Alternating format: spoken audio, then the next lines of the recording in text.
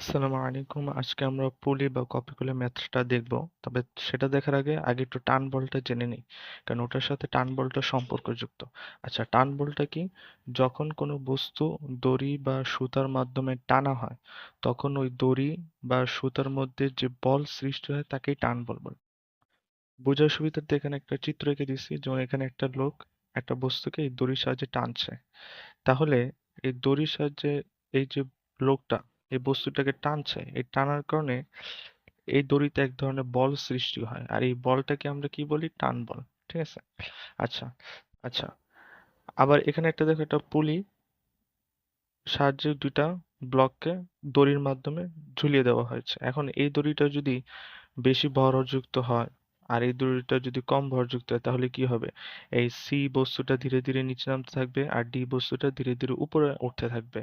আসলে আমরা তো জানি যে ডি বস্তুকে অভিকর্ষ ত্বরণের কারণে নিচের দিকে আকর্ষণ করছে, সুতরাং নিচের দিকে ওর ওজন কাজ করছে, কিন্তু ও কেন উপরের দিকে উঠবে?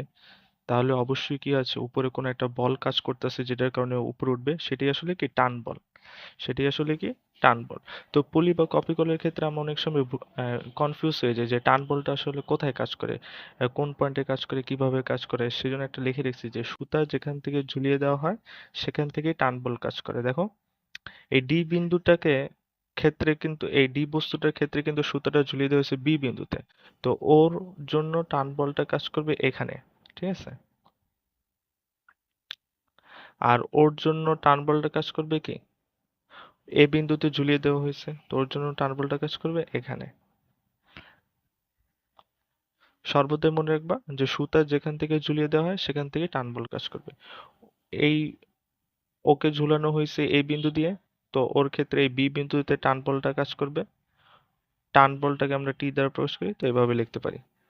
আর এই সি বস্তুটাকে এ বিন্দুতে ঝুলিয়ে দেওয়া হয়েছে, তো ওর ক্ষেত্রে টান বলটা কাজ করবে এই বিন্দুতে। আচ্ছা, এখন আদর্শ ক্ষেত্রে অর্থাৎ ভরহীন দড়ি আর ঘর্ষণহীন চাকা হলে টান বলটা সর্বত্র সমান। আমরা সাধারণত ম্যাথ করার সময় আদর্শ ক্ষেত্রই ধরে নিই, যদি ও ক্ষেত্রে ঘর্ষণের কথা না উল্লেখ করে। তো এক্ষেত্রে আমরা ধরে নিয়েছি যেটা আদর্শ অবস্থায় আছে, তাহলে কি হবে? দুই ক্ষেত্রেই টান বলটা সেম। এই সি বস্তুটা যদি এ বিন্দুতে যে টান বলটা অনুভব করে, এই ডি বস্তুটাও এই বি বিন্দুতে ওই একই টান বলটা অনুভব করবে। আরেকটা কথা হলো, সুতার টান বল একটা অভ্যন্তরীণ বল।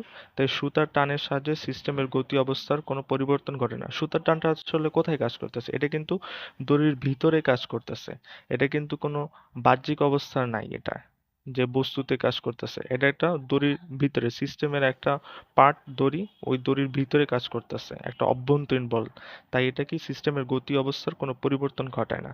তবে যদি আমরা পুরো সিস্টেমকে কনসিডার না করে সিস্টেমের শুধু কোনো একটা অংশকে কনসিডার করি, তাহলে এটা বহিঃস্থ গতির পরিবর্তন ঘটায়, যে এখানে লিখে রেখেছি। তবে শুধু সিস্টেমের একটা আলাদা অংশ ধরলে সেখানে টান বল বহিঃস্থ গতির পরিবর্তন ঘটায়। এখন আমরা পুলি বা কপিকলের ম্যাথে চলে যাই।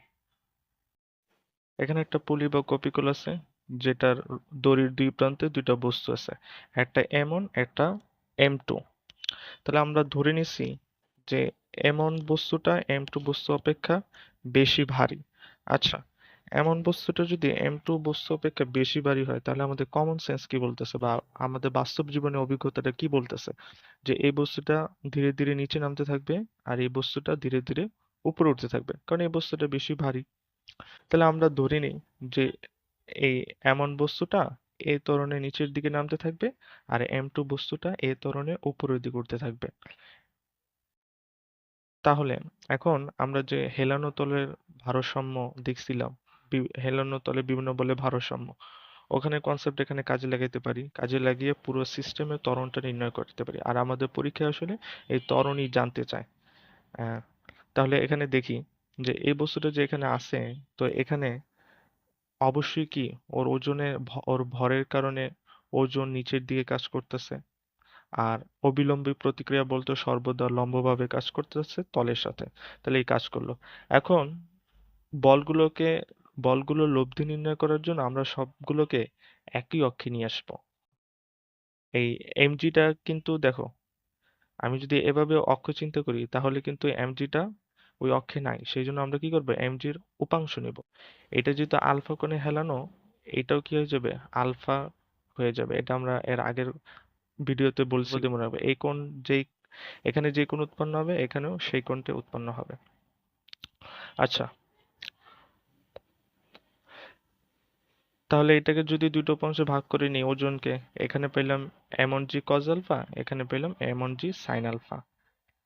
আর আমরা একটু আগে যেটা বলছিলাম যে কি টান বল, যেহেতু এটা একটা কপিকলের সাথে যুক্ত একটা দড়ি দিয়ে, তাহলে দড়ির ভিতরে অবশ্যই কি করবে, একটা টান বল কাজ করবে। তাহলে টান বলটা কি বলছিলাম, যে যেই বিন্দু দিয়ে ঝুলানো থাকে, তাই এখানে এই বস্তুটা কিন্তু এই বিন্দু দিয়ে ঝুলানো, তাহলে এই বিন্দুতে এদিকে কি কাজ করবে, একটা টান বল কাজ করবে। টান বলটাকে ধরলাম টি। আর এখানের ক্ষেত্রে দেখো, এই বস্তুটার ক্ষেত্রেও সেম কাহিনী হবে। আর এটারও কি এক্ষেত্রে একটা টান বল কাজ করবে, সেটাও কি টি। এখানে এগুলো কি আমরা ধরছি কি আদর্শ ক্ষেত্রে, মানে আমরা ম্যাথ করার সময় আদর্শ ক্ষেত্রেই ধরে নিই। যদি এফ, এই যে এখানে বলা গেছে এফ অনুপস্থিত, এফ অনুপস্থিত মানে আদর্শ ক্ষেত্র।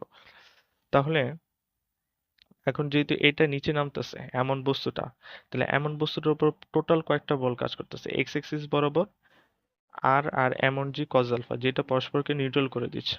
আর এখানে কি হইতেছে বলি, বস্তুটা ধীরে ধীরে নিচের দিকে নামতেছে, যেহেতু নিচের দিকে কোন বলটা কাজ করতেছে, এমন জি সাইন আলফা। আর এর বিপরীতে কি কাজ করতেছে, টি।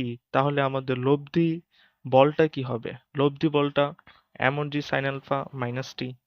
কারণ যেহেতু ও নিচের দিকে কাজ করতেছে আর আলটিমেটলি নিচের দিকেই বল, কার্যকর বল কাজ করতেছে, তাহলে এই বলের মানই বেশি এই টি অপেক্ষা। সেই জন্য এটাকে আগে দিলাম, ওটাকে পরে দিলাম। আবার দ্বিতীয় বস্তুর ক্ষেত্রে আমরা কি লিখতে পারি, যে দ্বিতীয় বস্তুটার ক্ষেত্রেও আর আর এমন M two g cos beta পরস্পরকে নিউট্রাল করে দিছে, তো কাজ করতেছে কি এই এম টু জি সাইন বিটা আর টি। এখন এই বস্তুটা কিন্তু ধীরে ধীরে উপরে উঠতেছে, তাহলে এখানে কে জিতছে, আসলে টি জিতছে। মানে টি যেদিকে কাজ করতেছে বস্তুটাও সেদিকে উপরে উঠতেছে, মানে এক্ষেত্রে টি এর মানটা বেশি এম টু জি সাইন বিটার থেকে। সেই জন্য এক্ষেত্রে লব্ধি বলটা লিখতে পারি এম টু এ সমান টি মাইনাস এম টু জি সাইন বিটা। এখন 1 নং আর 2 নং যোগ করে পাইলাম এটা, তো ক্যালকুলেশন করে পেলাম এটা। তো কেউ যদি এত কিছু নাও বুঝতে চাও, শুধু এই শর্টকাটটা মনে রাখলেই হবে, যে ত্বরণটা কি হয়, ত্বরণটা হয় এই পুলি বা কপিকলের ক্ষেত্রে M one sine alpha minus M two sine beta into G by M one plus M two. তো এখানে আলফা আর বিটার পরিচয়টা কি, আলফা হলো ভারী বস্তুটি যেই তলে অবস্থিত সেই তল অনুভূমিকের সাথে যে কোণ উৎপন্ন করে, আর বিটাটা হলো হালকা বস্তুটি যেই তলে অবস্থিত সেই তল অনুভূমিকের সাথে যে কোণ উৎপন্ন করে। আর এমনটা এম টু থেকে বড় ভরের ক্ষেত্রে। আচ্ছা, এই কয়েকটা কনসিডার মনে রাখলে পরবর্তীতে যত কেস দিবে সব কেসকে আমরা শুধু এই ফর্মুলা অ্যাপ্লাই করে করতে পারবো। শুধু মাথায় একটা রাখতে হবে, এখানে কিন্তু এফ অনুপস্থিত ছিল।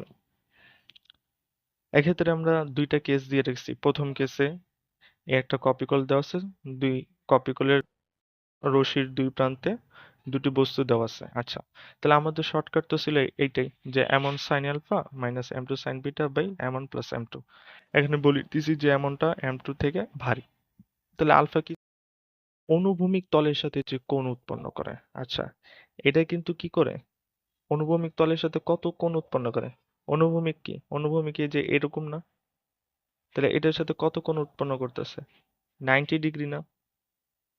তাহলে M one sine 90 degree minus M two sine, এক্ষেত্রে দেখো এটাও কি অনুভূমিকের সাথে কত কোণ উৎপন্ন করতেছে, 90 ডিগ্রি না। তাহলে M two sine 90 degree by M one plus M two, আর এখানে জি। তাহলে এটা করলে কি হয়, সাইন 90 ডিগ্রির মান আমরা কি জানি, 1। তাহলে আলটিমেটলি কি ফর্মুলাটা দাঁড়ায়, M one minus M two by M one plus M two into g. আচ্ছা, আবার এক্ষেত্রে দেখো এই কেসটায়, তে এই যে আলফাটা কি, আলফা পরিচয় ছিল অনুভূমিকের সাথে যে কোণ উৎপন্ন করে, এটা অনুভূমিকের সাথে কত কোণ উৎপন্ন করে, 90 ডিগ্রি না। আর এইটা দেখো অনুভূমিকের সাথে কত কোণ উৎপন্ন করতেছে, এই তো অনুভূমিক, এইটাই তো অনুভূমিক, আর এখানেই আছে, তাহলে অনুভূমিকের সাথে এটা 0 ডিগ্রি কোণ উৎপন্ন করতেছে না, তাহলে sign 0 by m1 plus m2, আর এখানে জি আছে, তাহলে সাইন 0-র মান কত আমরা জানি 0, তার মানে আর সাইন 90 ডিগ্রির মান 1, তাহলে আলটিমেটলি এটার ফর্মুলা দ্বারা এইটা। তো আমরা শুধু ওই একটা শর্টকাট মনে রেখেই সব কিছু করতে পারবো, যে m1 sine alpha minus m2 sine beta G by m1 plus m2, আর আলাদা আলাদা ভাবে ভিন্ন কেস মনে রাখা লাগবে না। আজ এই পর্যন্তই।